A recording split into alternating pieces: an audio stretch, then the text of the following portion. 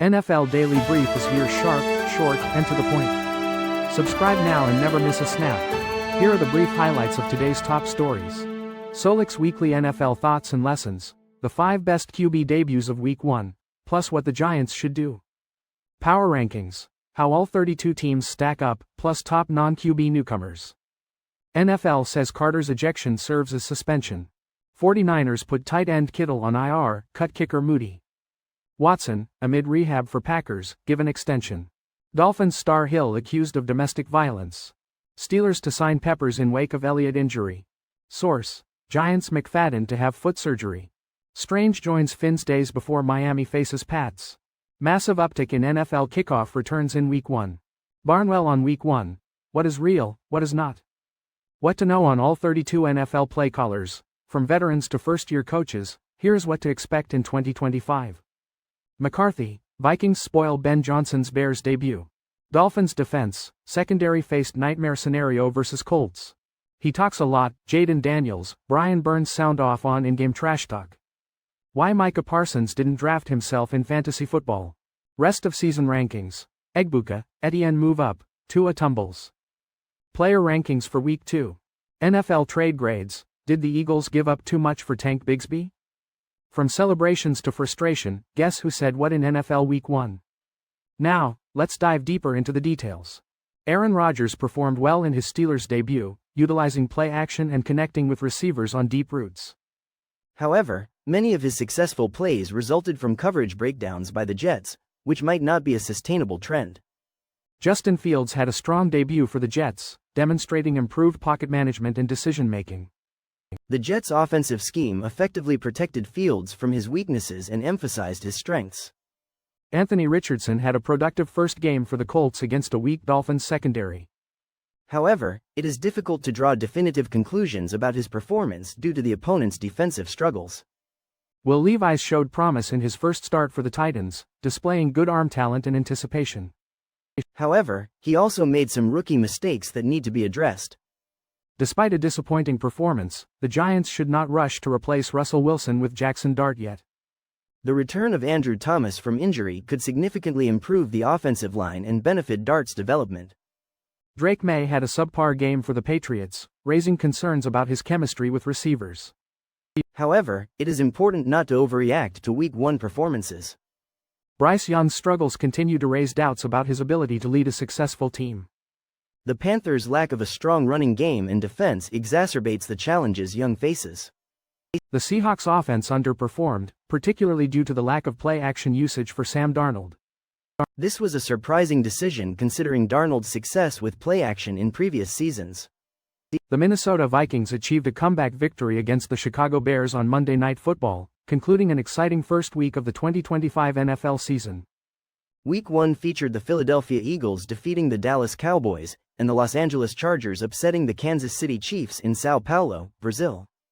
Sunday showcased impressive wins by the Pittsburgh Steelers, Green Bay Packers, and Buffalo Bills, who overcame a 15-point deficit in the final 4 minutes. These results necessitate a reevaluation of our preseason power rankings for all 32 teams before Week 2. In addition to rankings, NFL Nation reporters identified the best non-quarterback newcomer performance for each team. These newcomers are rookies or offseason acquisitions, and their performances ranged from Micah Parsons recording a sack with the Packers to Emeka Egbuka excelling for the Buccaneers. Matt Prater, the 41-year-old kicker, joined the Buffalo Bills after a last-minute flight and successfully kicked the game-winning field goal. Rookie linebacker Jihad Campbell, from Alabama, impressed in his debut for the Philadelphia Eagles with a forced fumble and solid pass coverage. DeAndre Hopkins made a strong first impression with the Baltimore Ravens, catching a one-handed touchdown pass.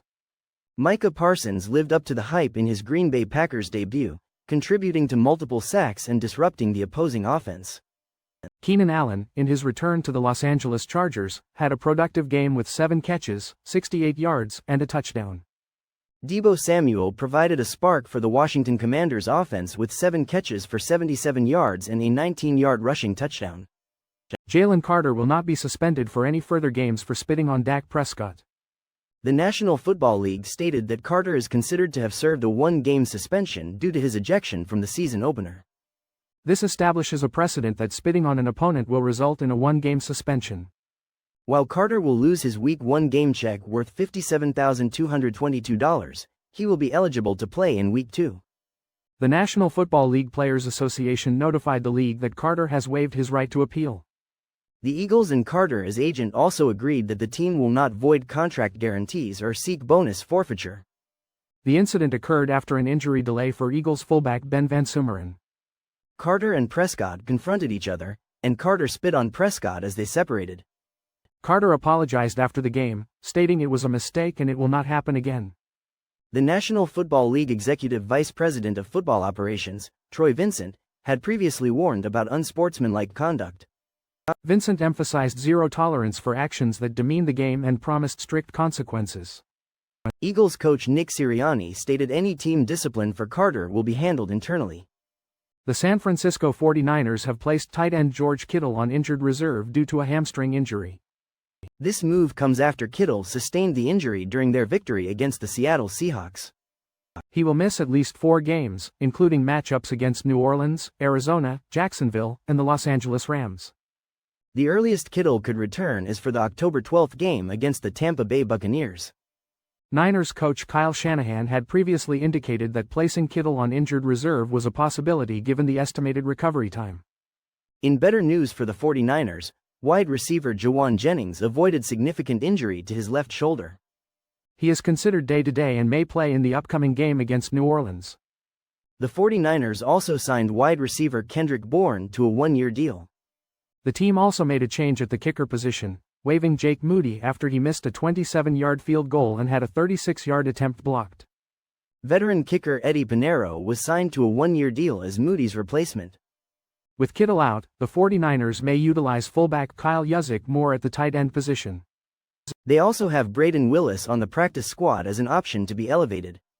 Christian Watson has agreed to a 1-year contract extension with the Green Bay Packers worth $13.25 million. This news comes as Watson is currently rehabilitating from a torn anterior cruciate ligament. The 26-year-old receiver was a second-round draft pick in 2022. He suffered the knee injury during the final game of last season against the Chicago Bears. Watson is currently on the physically unable to perform list. This means he will miss at least the first 4 games of the 2023 season. The Packers generally prefer to keep players recovering from this type of surgery out for at least 10 months. However, both coach Matt LaFleur and general manager Brian Gutekunst have been impressed with Watson's progress. Gutekunst even mentioned wanting to put Watson back on the field due to his recovery speed. He emphasized the importance of not rushing the process to protect Watson's long-term career. Despite battling injuries, Watson has played in 38 games over 3 seasons. He has amassed 98 catches for 1,653 yards and 14 touchdowns. Tyreek Hill is facing allegations of domestic violence from his estranged wife, Keita Vaquero. Vaquero alleges 8 separate incidents of domestic violence in court filings related to their divorce case. Hill vehemently denies these allegations through his attorney. His attorney claims the allegations are part of a shakedown to generate negative media coverage. The first alleged incident reportedly occurred in January 2024, 2 months after their marriage. As of Tuesday morning, it is unclear if law enforcement is investigating these allegations. Hill has not been criminally charged in connection with these allegations. Vaquero filed for divorce on April 8, 1 day after a reported domestic dispute involving Hill. Hill is currently in the second year of a 3-year, $90 million contract with the Miami Dolphins. He has been involved in several off-field incidents since joining the Dolphins in 2022. One such incident involved being detained by police for speeding and reckless driving. This occurred hours before the Dolphins' 2024 season opener near Hard Rock Stadium. The Pittsburgh Steelers are signing safety Jabril Peppers after Deshaun Elliott sustained a knee injury against the New York Jets. Coach Mike Tomlin confirmed this news, stating Elliott will miss the Week 2 game against the Seattle Seahawks. Tomlin described Peppers as a versatile football player, highlighting his experience at both safety positions and his special teams contributions. Peppers, a former first-round pick, played for the New England Patriots for 3 seasons before being released. He will face his former team in Week 3 when the Steelers play the Patriots. Peppers has had an 8-year career, playing also for the New York Giants and the Cleveland Browns. During his career, he has recorded 7 interceptions, 6 forced fumbles, 7 fumble recoveries, and 5 11 tackles. Tomlin is familiar with Peppers from his time in Cleveland and from scouting him as a prospect out of the University of Michigan.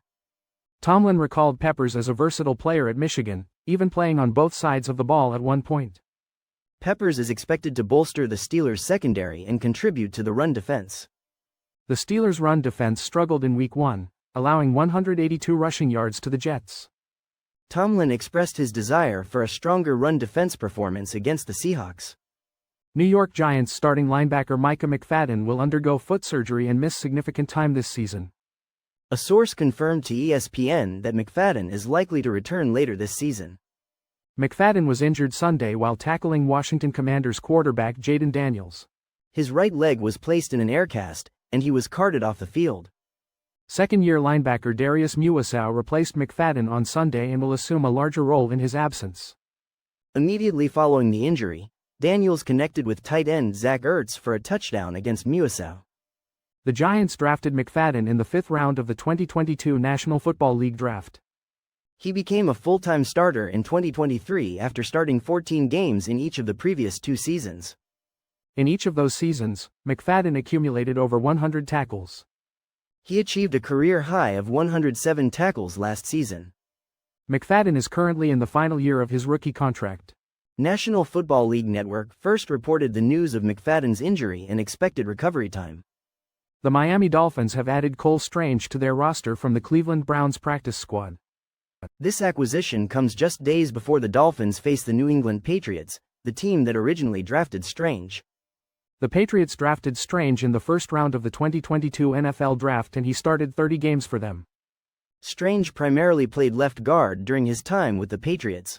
To make room for Strange, the Dolphins placed starting right guard James Daniels on injured reserve. Daniels suffered a pectoral injury in the Dolphins' season opener and is expected to be out for several weeks. He will not be eligible to return until Week 6 against the Los Angeles Chargers. It is uncertain if Strange will play against his former team this weekend. Keon Smith filled in for Daniels last week and has been with the Dolphins since 2023. It remains to be seen how the Dolphins will utilize Strange in their offensive line. The Dolphins are not expected to trade Tyreek Hill at this time. This information was confirmed by Adam Schefter on the Pat McAfee Show. A rule change regarding the National Football League kickoff resulted in a significant increase in kickoff returns during Week 1. This change produced the highest single-week return rate in 15 years, at 75.6%. Teams returned 118 out of 156 kickoffs in the first week of the regular season. This is a stark contrast to the 2023 season, where only 21.8% of kickoffs were returned. The new rule places the touchback at the 35-yard line, incentivizing teams to return the ball. This rule was initially proposed for the 2024 season, but was changed to the 30-yard line as a compromise. The 2024 season saw a return rate of 32.8%, falling short of the league goal. Coaches generally preferred the certainty of a touchback at the 30-yard line for an additional 1.2 yards. However, the 35-yard line touchback was revived for the current season. Coaches anticipated being less inclined to accept a touchback in exchange for only 5 yards of field position. Week 1 results appear to confirm the coach's prediction about the touchback rule. The increase in kickoff returns reflects this change in strategy related to the new kickoff rule. Week 1 of the National Football League season often delivers unexpected results. It is a time when projections are tested against real game scenarios. The Baltimore Ravens faced a crucial 4th down decision against the Buffalo Bills. With a chance to seal the victory, they opted to punt. This decision allowed Bills quarterback Josh Allen to lead a game-winning drive. Many analysts considered this a significant strategic error by the Ravens. The Detroit Lions offense also struggled in their opening game against the Green Bay Packers. Their usually productive running game was ineffective. Quarterback Jared Goff faced consistent pressure from the Packers' defense. This disrupted their play-action passing game, a key component of their offensive success. The Lions' offensive line struggled, particularly in the interior. These early season struggles suggest the Lions may face more challenges than anticipated. The 2025 National Football League season has begun, showcasing new play callers like John Morton for the Detroit Lions. Other new play callers include Josh Grizzard with the Tampa Bay Buccaneers and Kevin Patullo for the Super Bowl champion Philadelphia Eagles. Familiar faces in new roles include Ben Johnson as the Chicago Bears head coach and Kellen Moore with the New Orleans Saints. Brian Schottenheimer is now with the Dallas Cowboys, each holding dual head coaching and offensive play-calling responsibilities. Veteran coaches like Andy Reid with the Kansas City Chiefs, Sean Payton with the Denver Broncos, and Sean McVay with the Los Angeles Rams continue their innovative offensive approaches. Josh McDaniels returns as the New England Patriots offensive coordinator for his third stint, focusing on developing second-year quarterback Drake May. Clint Kubiak seeks to maximize Jaden Daniels' performance with the Washington Commanders. Arthur Smith and Aaron Rodgers aim for synergy with the Pittsburgh Steelers. New Jacksonville Jaguars coach Liam Cohen works with Trevor Lawrence. This overview covers play callers for all 32 teams, with a key statistic provided by ESPN Research. Joe Brady is the offensive coordinator for the Buffalo Bills, entering his second full season after taking over midseason in 2023. Under Brady, the Bills ran the highest percentage of designed rushing plays since drafting Josh Allen in 2018. J.J. McCarthy led the Minnesota Vikings to a comeback victory against the Chicago Bears, winning 27-24. While McCarthy's debut garnered attention, the Vikings' defense played a crucial role in keeping the team in the game. McCarthy threw 2 touchdown passes in the fourth quarter, one to Justin Jefferson and another to Aaron Jones Sr. He also had a 14-yard rushing touchdown that sealed the Vikings' victory. McCarthy had a shaky start but ultimately proved his winning nature. The Vikings' running game, led by Jordan Mason, contributed significantly to the second-half comeback. Will Reichard tied a Soldier Field record with a 59-yard field goal. The Bears initially looked strong under new offensive coordinator Ben Johnson, building a double-digit lead. However, they were unable to maintain their momentum and ultimately lost the game. Missed opportunities and penalties proved costly for the Bears.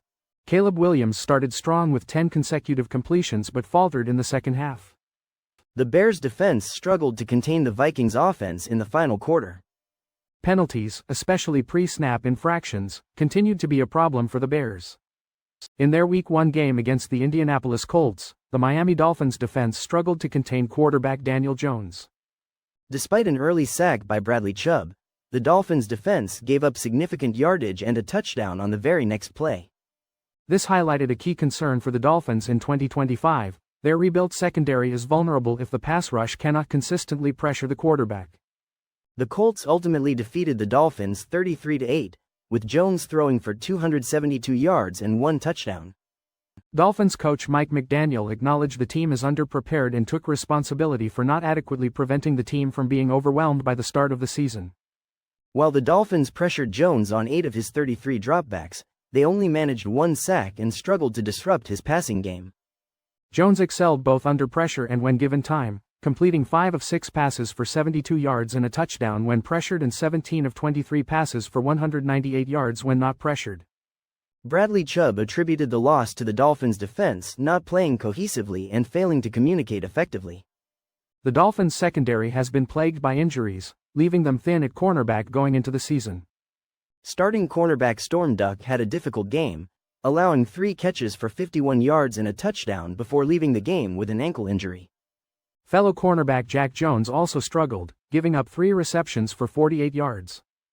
Despite the Week 1 loss, Jones expressed confidence in the team's ability to improve and bounce back as the secondary continues to develop chemistry.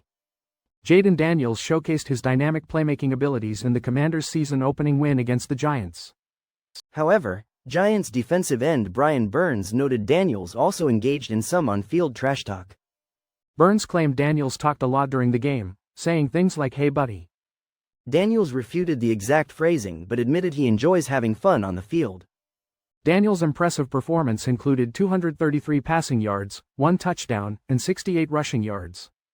He is a key reason Washington is considered a potential NFC contender this season. Daniels was last season's Offensive Rookie of the Year and is a potential MVP candidate this year. While reserved with the media, Daniels is known for his trash talking in the Commanders' locker room. He playfully teases teammates about their differing opinions on his favorite basketball player, Kobe Bryant. He also contacts team employees after their favorite teams lose, even leaving game scores on their desks.